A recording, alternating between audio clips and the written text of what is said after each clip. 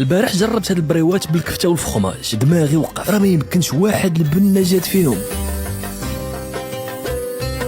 اول حاجه وكيف ديما البصله الراعي الرسمي، قطعتها طريفات صغار مع شويه ديال الفلفله الحمراء. ما عندكش الفلفله انسى، اختياريه.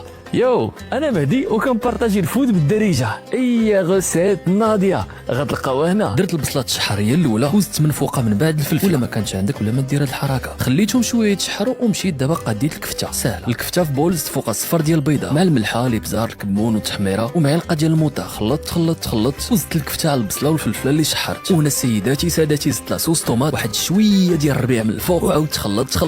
وهنا كان وصلني واحد البوكس مستيلي من عند كرون معروف بالتاج. خديت الموتزاريلا ديال كرون وزدتها من الفوق مع الكفته والبصله والفلفله اللي شحرت في الاول. ودابا سيادنا غنبدا نعمر الحشوه ديالي. خديت الورقه ديال البسطيله، عمرت الحشوه ديالي على شكل بريوات ساهلين، وهنا طيبوهم في الفران ولا قليوهم كيف ما بغيتو، غيصدقوا لكم وما غيطرطقوش. نيكس دي غوسيت ناضين مازال جايين.